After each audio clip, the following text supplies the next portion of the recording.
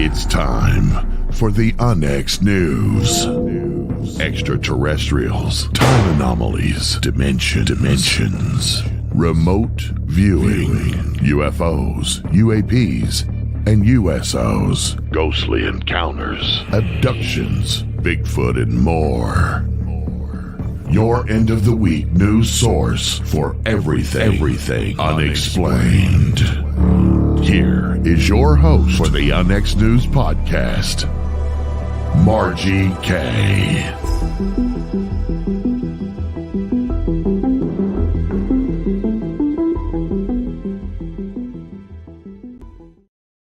Good evening, everyone, and thank you for joining me on this St. Patrick's Day, 2023.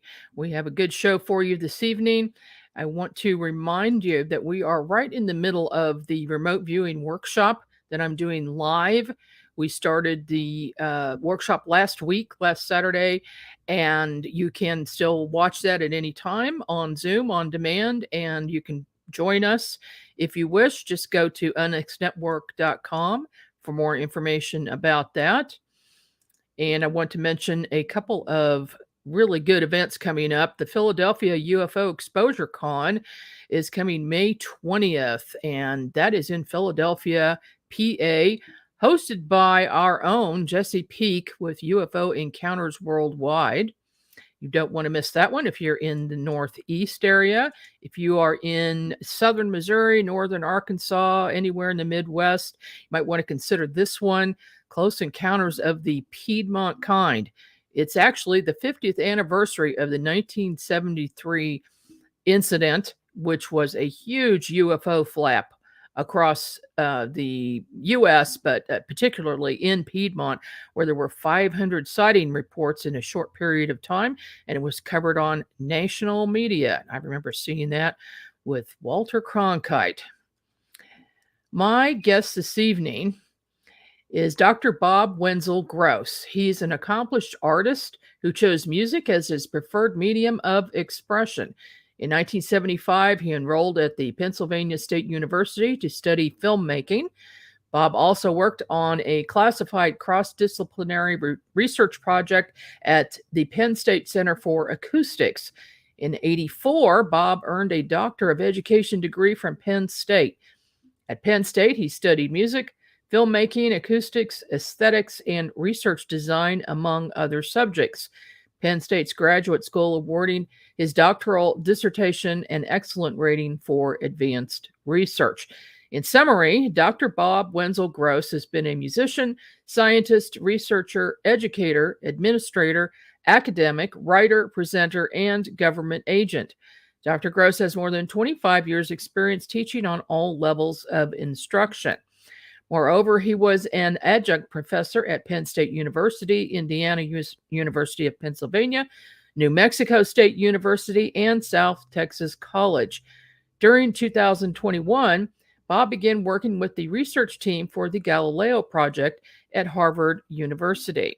Welcome to the program, Bob. Hello.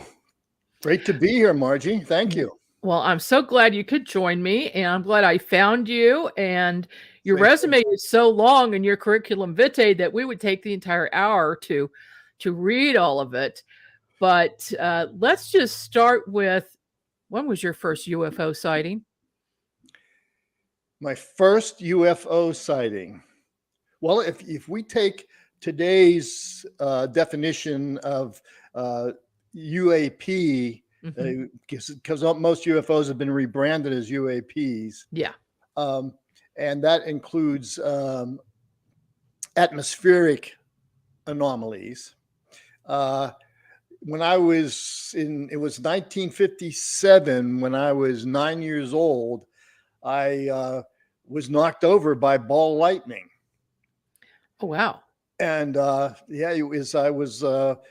just really briefly can tell you the quick story. I was walking over from a friend's house to my house, and it had just rained, and I looked up and I saw this thing up in the sky that looked like a big beach ball that was yellow and blue, and it came right at me, and it flew right above my head, and I could feel like this energy force around it and heat. I felt like a little jet engine or or a big hair dryer or something, and it knocked me on my back. And when I flew on my back, it knocked the air out of me. So I was trying to get my air back. And then that ball of lightning went and bounced off another house and bounced back into my friend's house in the basement, where all of them, including my twin brother, saw it. It had bounced around in that basement and then flew out a window. So that was my first close encounter with a UAP, actually. Was it really ball lightning? Because I've never heard of ball lightning acting like that. Yeah, well, that's what I took it as, because I had asked about it. And actually, ball lightning wasn't that. This was in like 1957. It wasn't, that well known about it. But most, let's say, experts in the field say that they're pretty sure what that was. And I could feel that force field. I've seen ball lightning before bounce around, but that was pretty wild. But it knocked me off my feet. I could feel the force field pick me up. I landed flat on my back. One of the neighbors came running out. I think he thought I was dead, Oh, then I couldn't breathe because I had knocked the breath out of me. But that was, my first exposure. okay. But Let's go to the UAP part. That's the UFO part. okay. Have you seen anything along those lines? Yes. Okay. Let me think. I'll go to the most intense one first of all, I guess. Then Fine. is that okay? Oh, yeah. This happened in 1989, and that at that time I was living in at the base of the Blue Knob ski resort in Pennsylvania, and I was the chairman of the performing arts. They had a festival every Memorial Day in Blair County, Pennsylvania, and it was my job to go out and audition performers and bands for the arts festival. So that night I had to go out and audition a band. The band's name was Uptown Larry, I believe. And I was going to drive up from my house in Newry, Pennsylvania, at the base of the Blue Knob Ski Resort to this little roadhouse in Ebensburg, Pennsylvania. And I was going to take my neighbor. She wasn't busy that night, and we were both going to drive up. I was just going to drive up, audition the band. If they were good enough, I was going to initiate a contract with them and drive back down. So those were my plans. And so I met her at my house. And at that time I was driving a car. It was called a Scirocco, a Volkswagen Scirocco. It was like a sports car, and it had a decent stereo system as well as a moon roof on top. Oh, yeah. And this was in, I think, June 23rd of 1989. Okay, I still remember the date. So we left my house and we drove up to Ebensburg. And in Pennsylvania, it's really mountainous. So we drove up this 4-lane highway, and there were a lot of mountains and everything. Got to the roadhouse, went in, auditioned the band. No drinking, no drugs or anything, because I had to audition this band and give them a decent contract.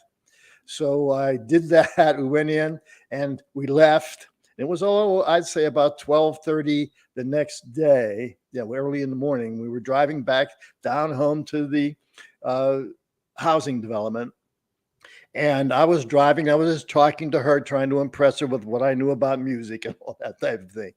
So I was driving and I was looking at her, talking to her. And all of a sudden, out of the right side of the car, the passenger side, excuse me, I noticed something. This was a 4-lane highway, and it had guardrails on each side of the highway.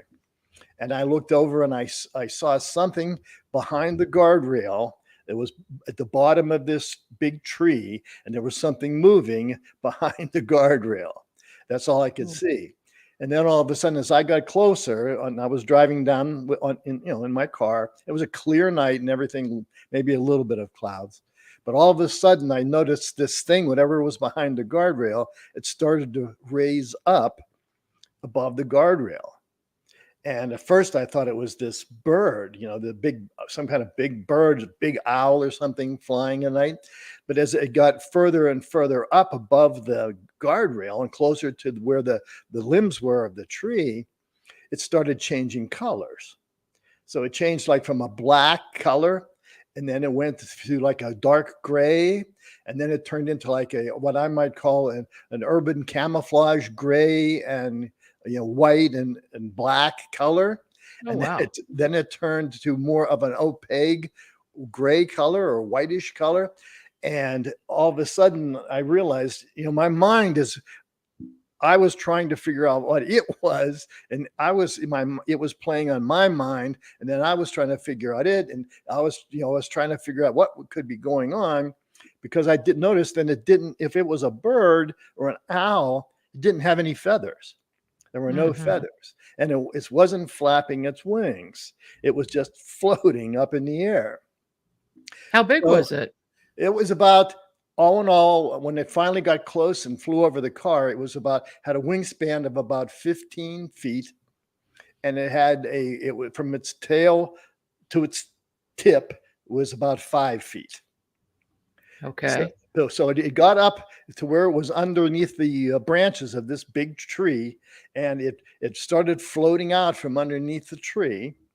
And as it floated out, it turned white, and then I could see it. I was getting closer and closer. I was only just a few yards away from it when I clicked on my high beams, and I looked at it, and it wasn't a bird. It looked like a big manta ray like that you'd see in the ocean. But again, it was floating in the air. Whoa. And when my high beams hit it, I could see there was no face, there was no mouth, there were no legs, there was no feathers, nothing underneath. It was like a translucent color.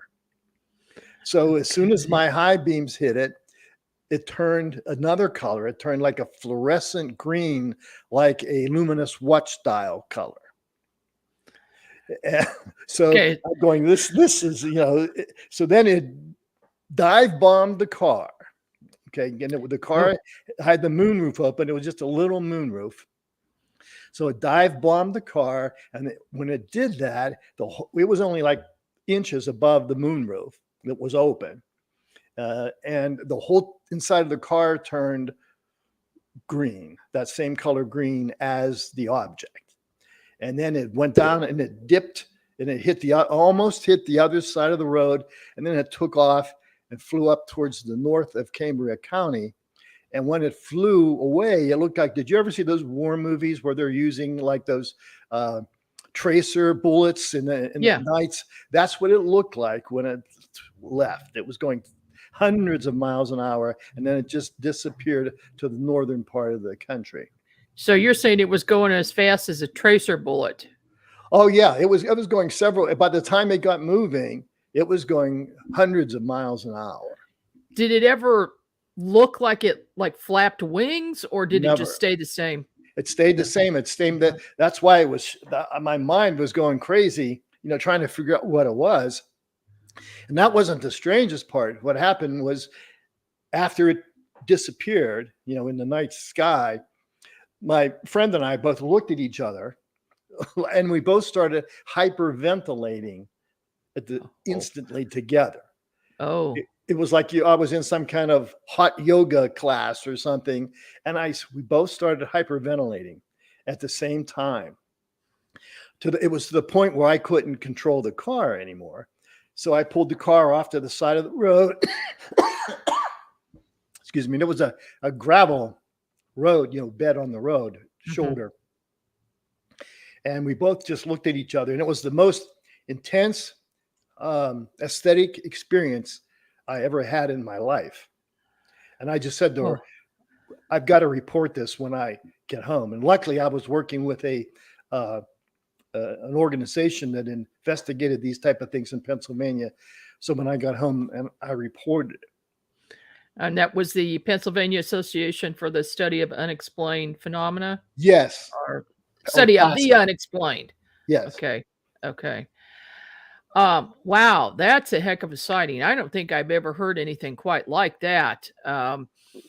your passenger, was that the first time your passenger had seen anything like that as well? As far as I know. Now, when I got home and I reported it to the hotline, they suggested that I have a test done because I could have had. They had been having other sightings that were close up like that, and these people had excess radiation in their systems, especially because the whole car lit up inside when it passed right over the head, and it was only inches above me. And so I did have that test done, and the test was scarier than the encounter. But they said there wasn't any; they couldn't find any excess radiation in my body. But when we met the next month for that PASA group, there was another sighting in that area of the same thing, and it was documented in their newsletter. Except this sighting, it was on the ground. And everything all around on the ground and around the fence, and there was one of those outside mailboxes in those rural mailboxes. All of that was the same green color as the object was. Oh. So there was a backing of that. And then a few years later, the same object was sighted in West Virginia, but it never turned green. It was daylight, and it's grayish color, but the same exact object. Oh my goodness. I'd say that would leave an impression on you. Did that influence you in any way in your future work? Yeah, it did, because of the experience, the aesthetic experience that I had. It was like, because I had always worked in the arts and in music, and I was familiar what it was like to have an aesthetic experience with a very, very, fine work of art, or listening to a piece of music. I can remember as a kid what was the first aesthetic experience I ever had. It was in 4th grade and so forth, of hearing a band of elementary school kids playing. So I think, my mind was open to this type of thing. But when I had this very, very unique, experience, that being that close up, and having another person there as a witness, that was what really got me thinking about there's some connection here. Because our minds have evaluative systems that take over when things like that happen to us. Yeah, and it's also, in some cases, like, time slows down. Yes, I've had that happen. Yes, because it when that whole event happened, it was only, the whole thing from beginning to end was only a couple of minutes, but I can remember it like it was a movie. My own. I've never forgotten that, and I've never forgotten that intense aesthetic reaction like that. So you've studied a lot of things, a lot of different things. Looks like you're pretty much a Renaissance man. So I'm not that old. Yeah. You've worked on in 2022, you discussed the Galileo project at Harvard University as a featured guest on the Mac Maloney's Military X-Files. Yes. And your broadcast was entitled, "If a Nuke Goes Off in Space, Does It Make a Noise?" Tell us a little bit about that. That broadcast, or that whole concept? Yeah, the concept. It's very interesting when I'm, again, being a musician. And like I said, when I did my doctoral work in Penn State, I worked on a project this was prior to their digital sound coming to the forefront. Yes. So I was working on projects at this interdisciplinary, it was an acoustics lab at Penn State. And I was learning some very interesting things about sound. But the amazing thing was when NASA went to Mars, and they apparently, and I had worked with NASA for a while in 2006 to 2007. And when NASA went to Mars, they didn't expect to find this, but sound didn't act the same way on the planet Mars as it did on the planet Earth. And that kind of freaked out, as my understanding, that kind of freaked out the NASA scientists. Because on Mars, I'm sorry, go ahead. I'm just saying, I'll bet it did freak them out. Yeah, because I don't think they expected that to happen.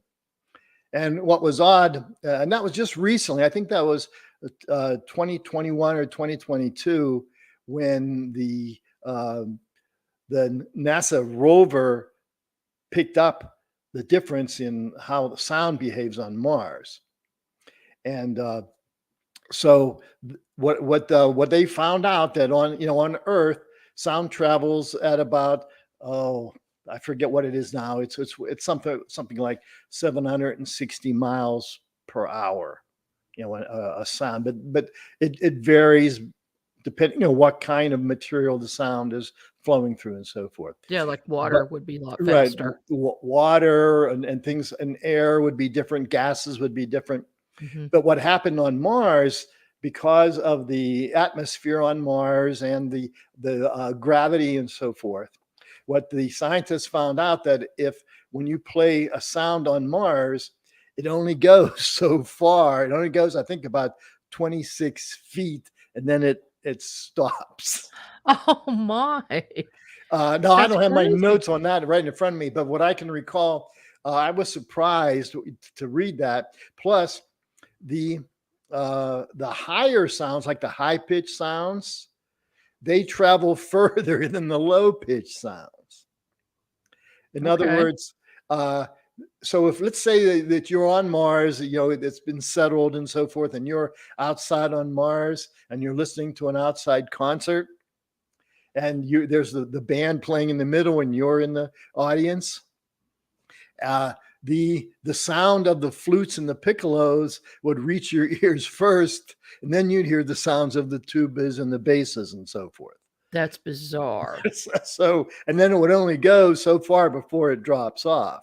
Now that's what they found so far on Mars, at least with sound, because it's just a whole different thing going on with the sound on Mars, how it happens. And it's just bizarre, but you'd have quite a confusing situation working outside on Mars, because you really couldn't hold a conversation out there unless you had like radio communication.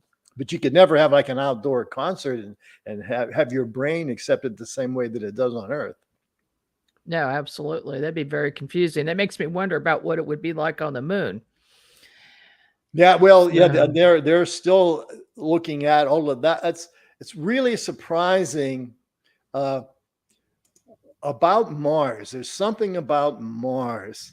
Back in it was 2006 when I was with the Department of the Interior, and I was working on the Navajo Nation, turning their educational system around.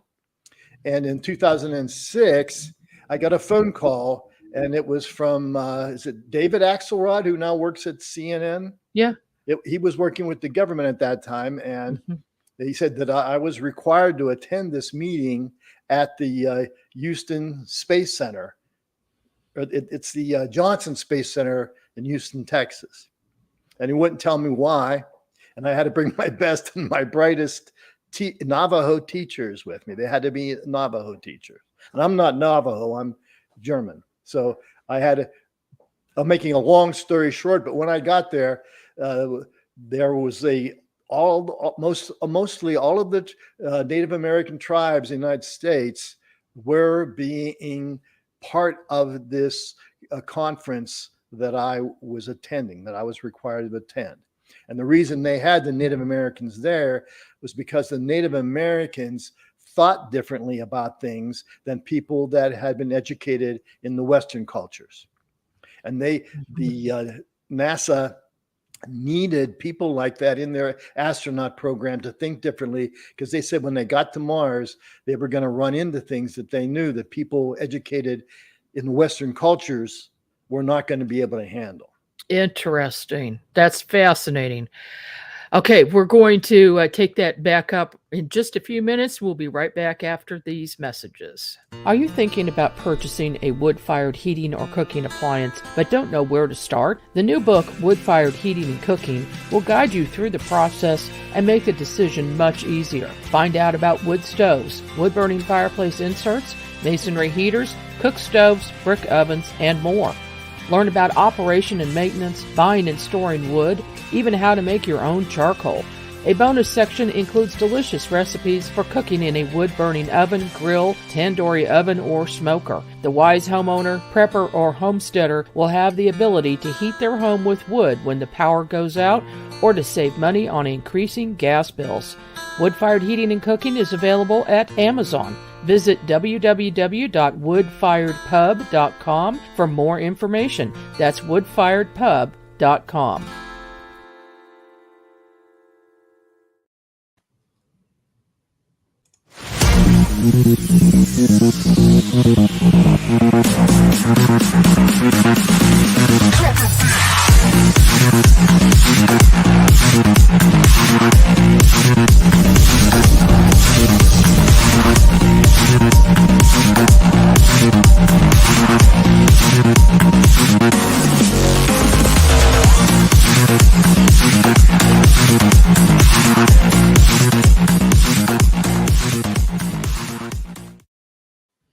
And we're back with the next news. I'm your host, Margie Kay. And as promised, during the broadcast this evening, I am announcing the winner of the Lucky Leprechaun contest. And this was in relation to one of our posts called A Real Leprechaun Lives With Us that is on the Unex blog. And so the winner is McAllister Sharon Johnson. Congratulations, you are going to get a box of Unex swag. All right, we are speaking with Dr. Bob this evening, Robert Gross. Robert, can you explain a little bit about some of your study of sound and music, and what instruments do you play? As far as the instruments go, I started out as a clarinetist. And I studied with members of the Pittsburgh Symphony back then. And I studied clarinet, and then I switched to saxophone so I could play not only in symphony orchestras, but in jazz and jazz rock groups after that. And then I got interested in electronic music. And that's a lot of my doctoral work was based on electronic music and just how sound affects the brain, something called psychoacoustics. And that type of thing really got a hold of me. And then I started getting into not only it would be called multimedia type performances, where not only did you perform music, but there were also slides and things like that going on. And then I got involved in multi-sensory performances that involved the music, the sound, and the other senses like taste and touch. I am working on a project like that right now. I need you in Kansas City to help me out with that. What have you discovered as far as exploring unknown phenomena, how that can unleash your brain power?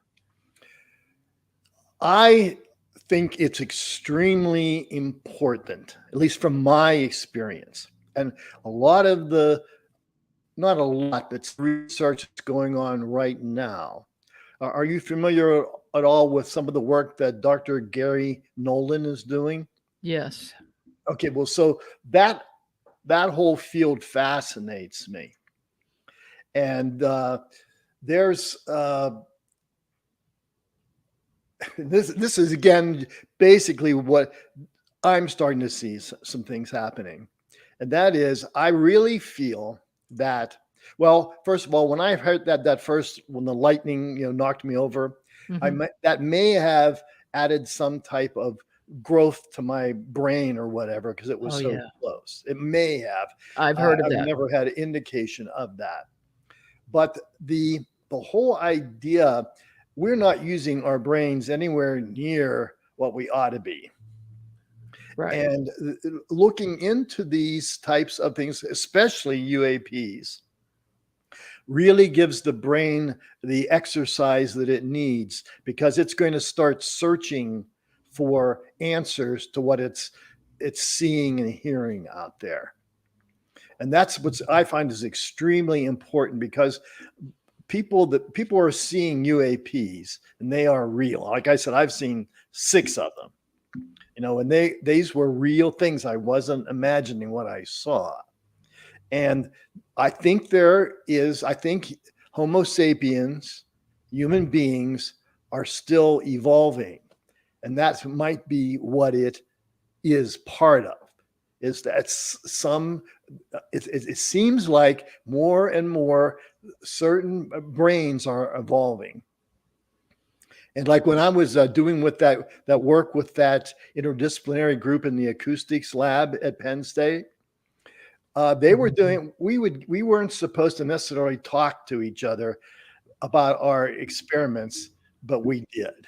Okay. Because we were trying to help each other out. There was a group of us working on different projects, but sometimes we would get together and just tell each other what we were finding. Okay. And there was one scientist, or a group of scientists there, that were working on an experiment, and it was like a soundproof chamber, an anechoic chamber. If you've seen them, probably they looked like, back then it looked like all sandbags, and you weren't even allowed to be in there by yourself. It was kind of, you could go crazy just being in that chamber by yourself. Mm-hmm. They were doing some tests, and they were finding out a significant amount of the people that they were testing could hear above and below what the natural hearing range of a human being was. Yes. They were starting to get surprised that so many of them could, and they were wondering back then, at one time, is it possible that human beings had another means of communication, or had a more advanced way to communicate than what they're doing with now? So there was a lot of, and this was like 1980, so that was 40 some years ago, where they were starting to see signs that the human brain, or some human brains at least, had the capacity to go beyond what scientists thought they could. Yeah, that makes me wonder. I had an event happen when I was in junior high school where I heard this high-pitched whistle, and it was so high it was hurting my ears, and no one else heard it. Right. And I got up and I went out in the hall, and because I couldn't stand it, and here was a boy walking down the hall with a dog whistle. Yeah. And and then I got tested when I went into the Army, and I could hear much lower and much higher than most. I wonder if it has anything to do with contact with UAPs like you had. Well, I mean, I think that some of this has to do with more than just the hearing mechanism, but what research is starting to indicate is that some people are capable of having intuition happen, where they're actually seeing things. Like in acoustics, there's something called the phantom fundamental effect. And that is, sounds have like a fundamental sound, and then they have overtones above them. So sometimes if you, like especially when they were building pipe organs, what happened was sometimes they wanted a low sound, and they couldn't get a pipe big enough in the building to, get that low sound. They would do this trick where they would play the fundamental, or not, they play the first overtone above the fundamental, and that would trick people's brains into hearing the fundamental. They really weren't hearing it, but there was kind of a phenomenon that they referred to as the phantom fundamental phenomenon that makes you think you're hearing that. So it's another way of hearing. It sounds like. Yes, you're still hearing it. Yes, but your brain's rewiring the whole experience. Interesting. So there's a lot. I've been following a lot of that, and I've noticed, like in 1997, Okay, that's when they started taking music and some of the other arts out of the schools. Yes. And they started really, in a sense, dumbing down the curriculum. Mm-hmm. Because like the only difference between, let's say like folk music or average music and the very fine music, the serious symphonic music, the only difference between those two types of music actually are the nuances. And if you can't hear those little differences, those little nuances, you don't know if you're hearing good music or bad music. So that makes sense. The folk music is the fundamentals. Yes.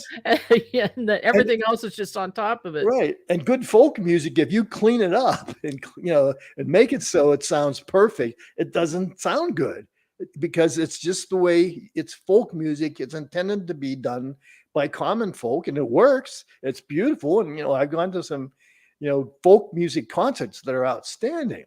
Mm-hmm. But if you clean them up, it doesn't make it. It just isn't that's kind of music any longer. And the same things I think is starting to happen overall in education. They're not showing people how to detect the nuances in objects and events. I have heard that if musicians also have an easier time learning mathematics. Is that true? In some cases, yes. There's I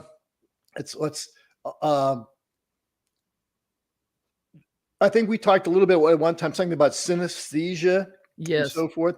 And there's artists who I know that to make their work stand out better, they will figure out a color wheel, and they will use that color wheel for the paintings. Then they will create a soundtrack to go along with that color wheel. Mm-hmm. They have certain tables and so forth that tell you that if you hear this pitch, most people are seeing yellow and this kind of thing. So they do have those kind of tables out there already to help you. But there are mathematical formulas that will help you figure out, especially if you're trying to coordinate something like that, on how to coordinate the color and the sounds together to have it more of an intense experience for the viewer. Can you explain what synesthesia is for the audience? Basically, synesthesia is, and it's certain people have it and other people don't.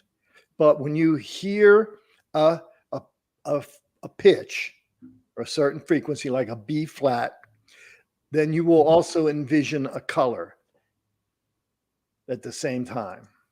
And that's why when I was working with electronic music and doing light shows, I had to be careful that I didn't mix up, because I had a table that said, well, most people hear, when they hear this pitch, they see this color. And it was down to like mustard yellow versus bright yellow and all of this.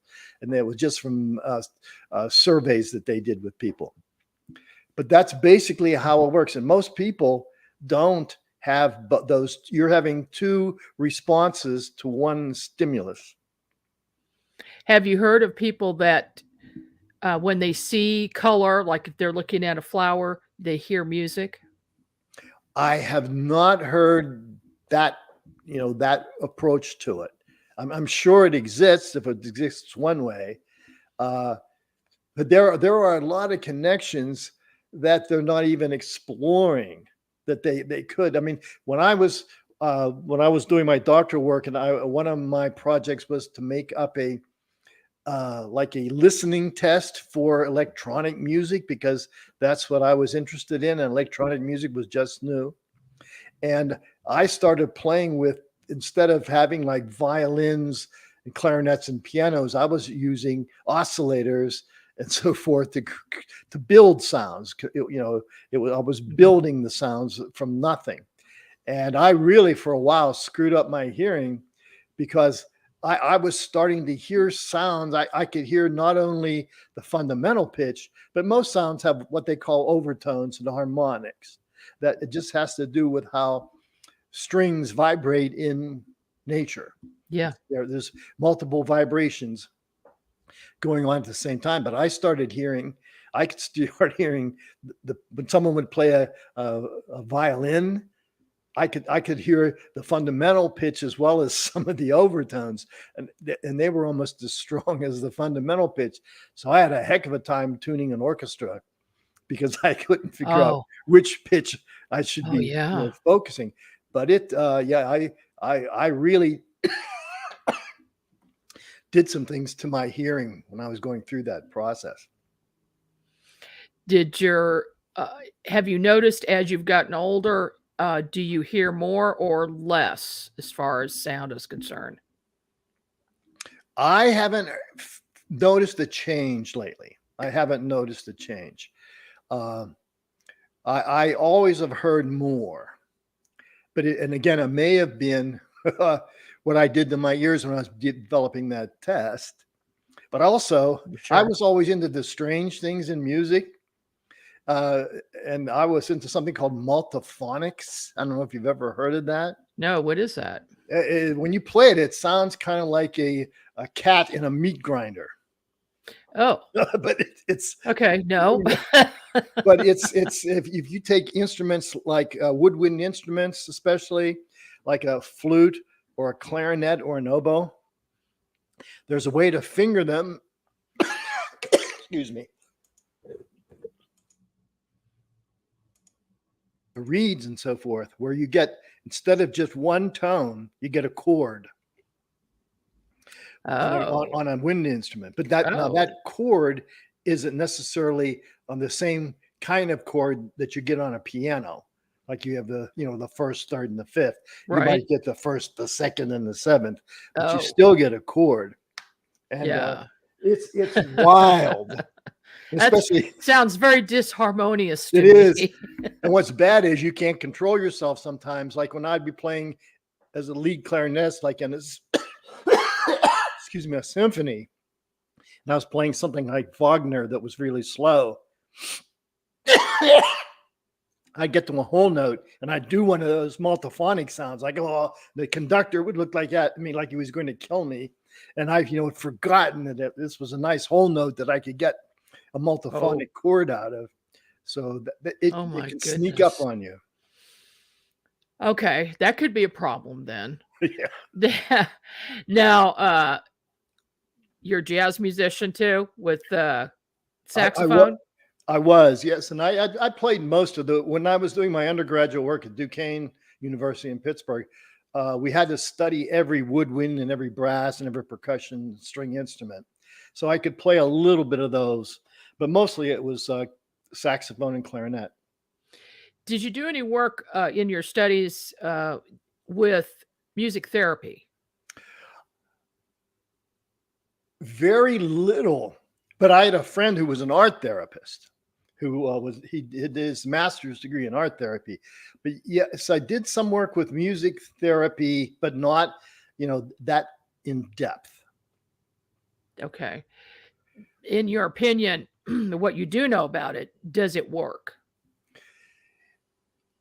Every place that I've seen both music and art therapy together, and they do work.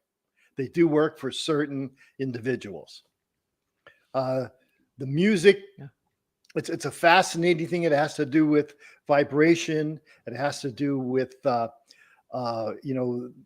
liquids in your canals in your body, and even things like I get the vertigo at sometimes during a couple of times a year, and that's something that's an indication of vibration, and someone who, like myself, who may be more sensitive to pitches can do. But people have different abilities when it comes to what they can hear, and they can train themselves to hear differently. But they have, some people can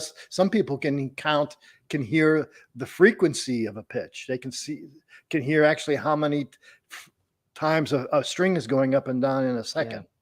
Yeah, I can do that. Oh, really? Oh, yeah. Whoa. It's a lot of fun.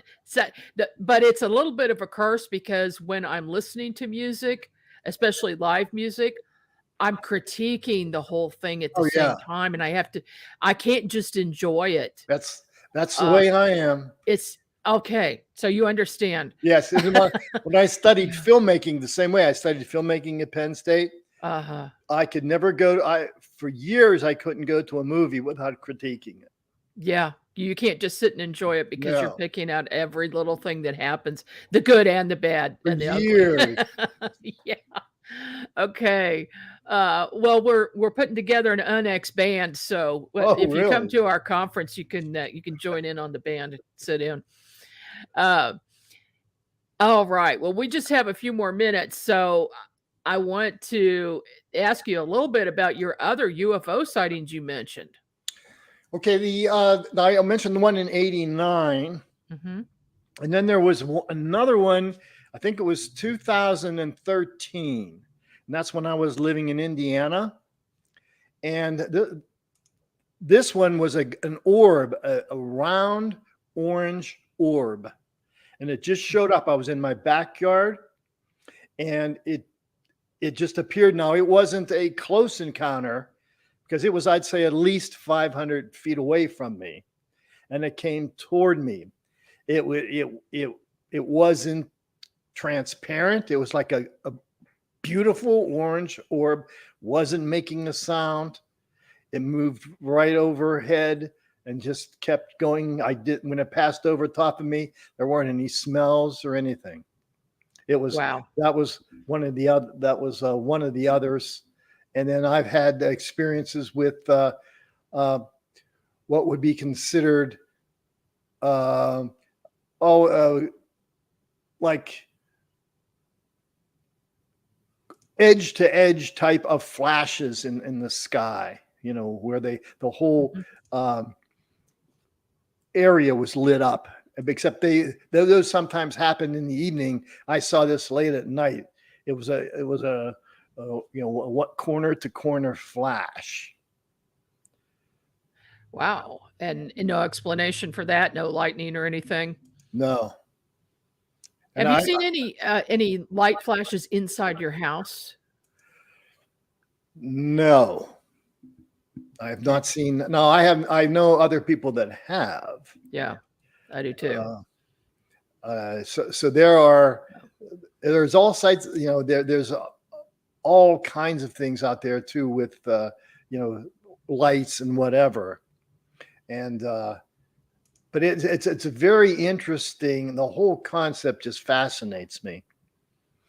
And it's not just the area of UAPs or whatever, but also I've done field investigations at houses where strange things are going on, and I've seen some strange activity that way too. What sorts of things? Pardon me? What sorts of things have you seen on your investigations? You mean of the houses? Yeah. Orbs inside, next to me. Mm-hmm. A lot of poltergeist, which might be called poltergeist activity, especially in places that are known to be haunted, in like New Mexico and so forth. And you've seen them actually throw things around? I saw one in a restroom in the Double Eagle Hotel in Old Mesilla, New Mexico, that actually cranked out a hand towel for me. Oh, really? And the guy behind me wiped his hands on his pants and took off. Yeah, I'll bet he did. Yeah, I worked with a group of scientists, actually degreed scientists, where and he was the head software engineer for Indiana University in Indianapolis, Indiana at that time, and he invented some equipment that we would use and try out. But I've seen some things that quite a few things that I couldn't explain, and heard things I couldn't explain. So you've done paranormal investigations and UFO investigations? Yes, not necessarily the same night, but I did both, and I developed forms to fill out where once people would have those experiences to hang on to. But yeah, I've Mhm. had some unique experiences in the field investigations that I've done. Okay, well, share one of them with us at least. Let's see. Well, I'd say one of the ones was in an old funeral home in Indiana that was built on a Native American burial ground. Oh, great. And but basically, I'll just kind of make it brief. But they had videos they had video cameras, in the houses and so forth to watch the people wouldn't steal things or whatever. Mhm. And picked up some stuff of it looked like sheets floating around in the room. Oh.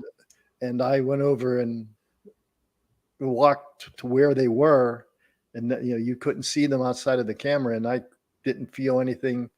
And they were tapping on the floors underneath, things like that, things flying across the room, lights Mhm. turning on and off on their own.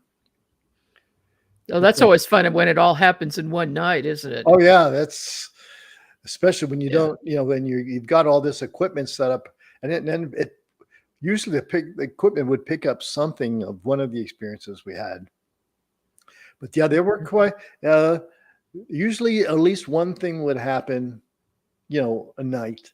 I was sitting on a stage in an old theater, when we were doing like a debriefing at the end of the tour and the research we were doing, and my watch flew off my wrist. Oh my. It broke and it flew off and landed on the floor. And then when I went outside to get in my car, which was locked when I came in, all of the windows were down in the car. Oh, really? That's amazing how spirits have the ability to do that. I wonder if your work with music enhanced the psychic center of your brain and then has allowed you to see some of these things.